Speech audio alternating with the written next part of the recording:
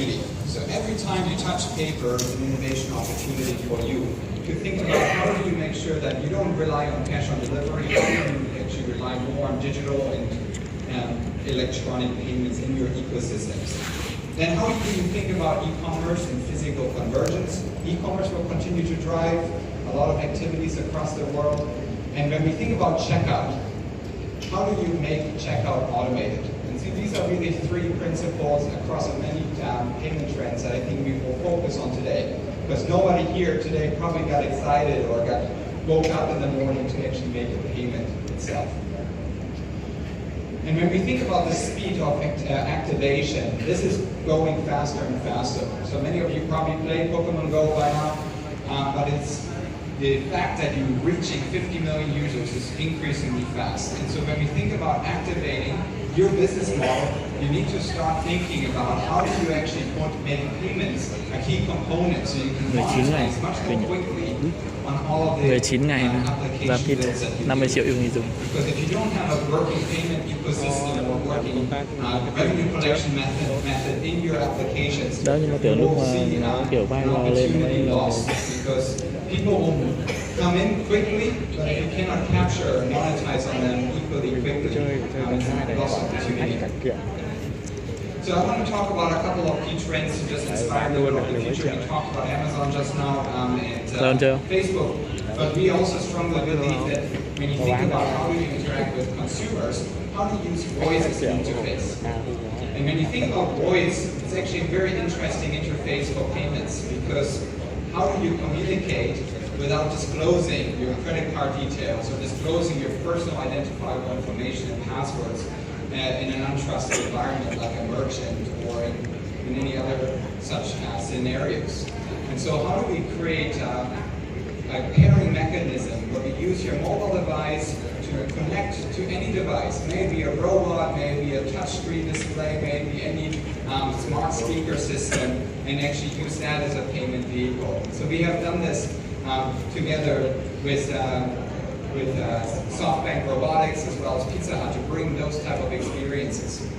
But it's not just about voice interface, because when we think about messaging, how do you actually collect payments in the messaging application? So there we also look at more APIs that actually allow you to do a native checkout experience within Facebook chat. And so that allows you to monetize and optimize your overall sales performance within your own application. And again, take full advantage of the fact that you may build a great user base. And so let me just show you how do you actually create voice payments in a digital voice-based environment using our favorite friend Pepper, the robot, but to just look at the whole flow. How do we bring payment forward? So we shorten the path to purchase. How do we make sure that we make persistence something that we think about? And so when we think about how do you want to, is it a one-time payment? Is it a payment that you want to be active for 6 months at a time? And then how do we look at proximity? So you actually know that the customer is there. And so you can feel a lot less you have to worry less about fraud or people actually defrauding.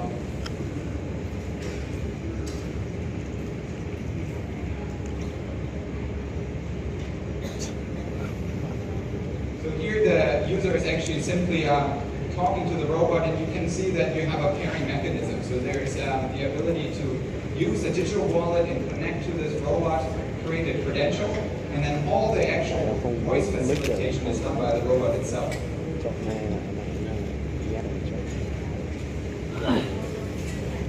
So now the user can just order the different aspects, so beef burger, fries, etc. And because we did a pre-authorization using the pairing mechanism, like the user actually simply does say approve, so you don't actually have to do anything additional to complete the transaction. So no password and authorization required.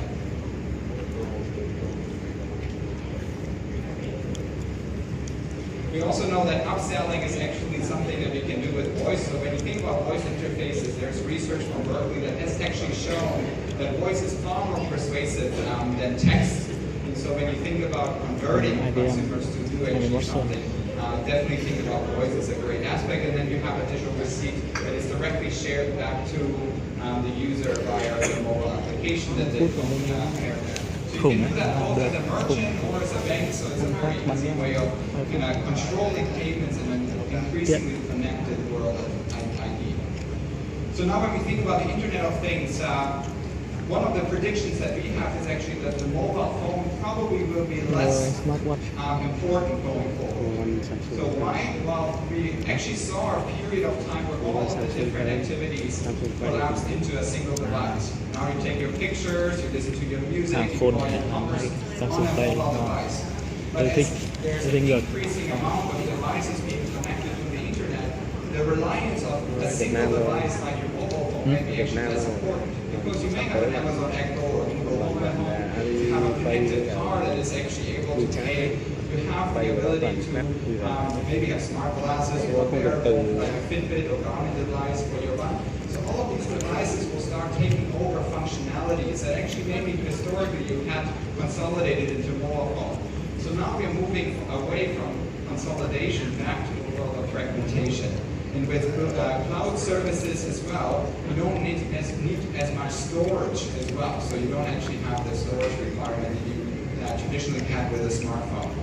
And so in that environment, what's really critical is to think about how do you actually, again, make every device a commerce device. So consumers can seamlessly transact and actually be a participant in the ecosystem. So again, monetization opportunity is really high.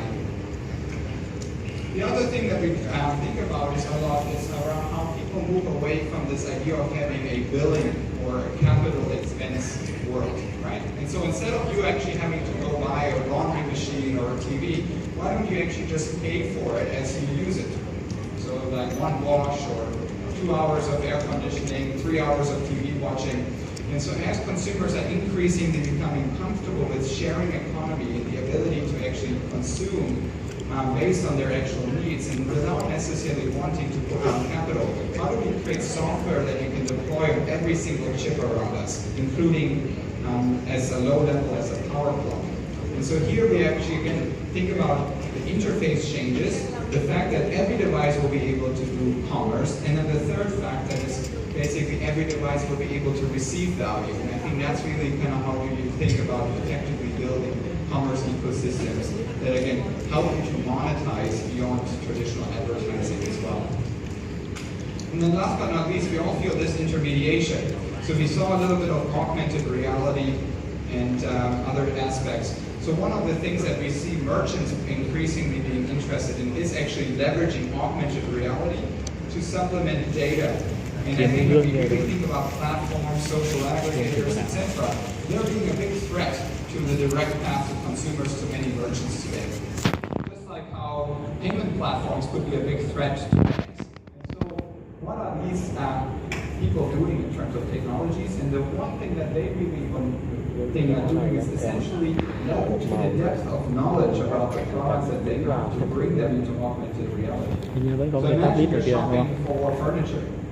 Today, you don't have a good view of how will this sofa or how does the chair look like in your house. But with augmented reality, you are able to place it directly into your home. But who has the information around the dimensions, the colors, the textures, the fabrics? That's the merchant. And so we really see increasing investment among merchants to create augmented reality experiences to create a reason for the direct-to-consumer pathway instead of going to an aggregation platform like Facebook or Amazon, etc. So there's going to be a lot of interesting opportunities using this to develop these type of capabilities for merchants directly because they want to make sure that they're not disintermediated. And then again, creating payment directly in those experiences is going to be helpful. So let's take a look at how does this all come together.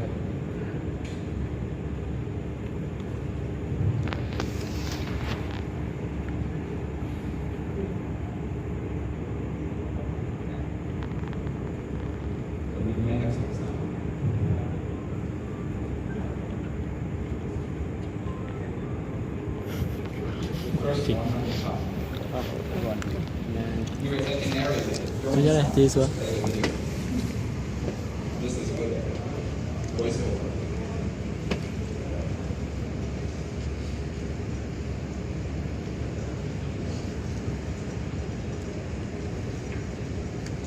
Slide 10. Okay, just play the video, doesn't matter. Just put it on presentation. Full screen, please.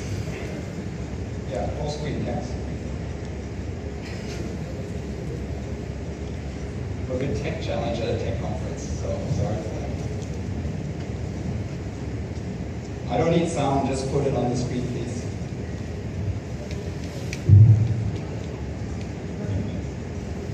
Anyway, so what's happening here is we're using biometrics actually as an authentication mechanism.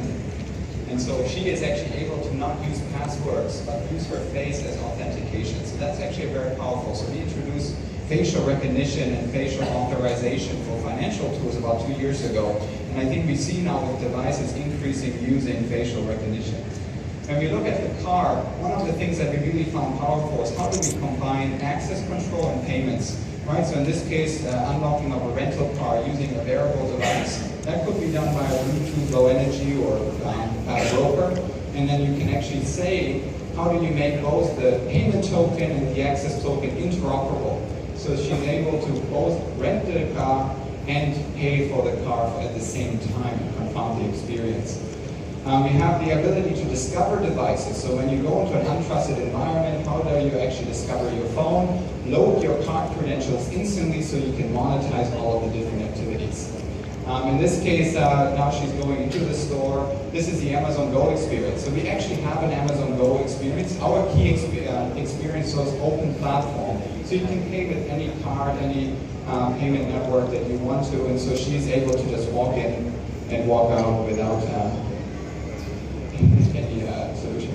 Okay. If you can go to the middle. There you go. So now she's paying, so basically you're able to collect all of the shopping cart information, and she's dynamically being able to just shop and check out instantly. And so this is again done by our sensors, but also the ability to pre-authorize the consumer. The car is in this case connected, so we're working with General Motors and OnStar. So OnStar already creates connectivity for all of their millions of cars around the world. What we are now able to do is again load the payment credential onto the car, and when the car goes to a fuel pump, the fuel pump via Bluetooth acceptance dongle can actually again receive the payment. And so this is again kind of giving you a scenario of like I don't actually have to ever exit my car anymore in the future to pay for activities. Right, so in this case I can fill my tank seamlessly, authorize my payment, and the fuel pump can simply receive the payment authorization. So it's really use case driven. How do we make sure that we look at cross access, Internet of Things, cars, payments, etc., to make it really easy to people to do commerce? And it goes back to saying, like, in the end of the day, we're all in the business of making money, right? And we're just here to facilitate an easy way, an open way for everybody to pay for the things that you're trying to offer them and trying to create those experiences. Right? Look, so we also do the same thing for financial inclusion. We want to make sure that the technology does not just stay at the high level, robots and cars, etc., but actually being able to even deliver all the way to farmers using feature phones. And so that is a really key and important example. And so we can actually create platforms that can interact with SMS. So when you think about chatbots, they don't have to just live in a Facebook Messenger. They can be delivered by SMS. Giving people market information so they can sell their produce, etc. So here you have the ability to look at different platform builds, but always build it based on the consumer first and the use case there. So this is really about how do we focus on the future, how do we look at basically all of the fintech companies around the world. We're always open for business. StarPath is our vehicle of bringing that technology to our customers. 20,000 banks, millions of merchants around the world. So how do we get some of you guys to actually build the future of tech? We don't take any equity, so that's a pitch to you. So go to our starpath.com website, apply. You see some of the biggest fintechs in the world actually being part of the program. So because this is banking, Hết chủ đề hay rồi. so it goes beyond payments. So it's all about use-based development, and we're happy to have some of the companies from the Vietnamese market here. And we do a lot of different events like Singapore Immersion Week, so that's the value we want to give to you guys. How do we help you understand payments better so you can run a stronger business and optimize your overall performance and ultimately startups, integrations with our partners to our services, as well as API. So go to our API website, developer.mastercard.com, and then hopefully we can do pilots and prototypes together. So that's all I had to share. So hopefully get you a sense for payments and the importance of payments for your developments. But we'll be around for more questions. And if you want to try some of the things, I have tons of demos on my phone, so you can experience augmented reality and others. Thanks so much. Thank you for your space. Thank you for the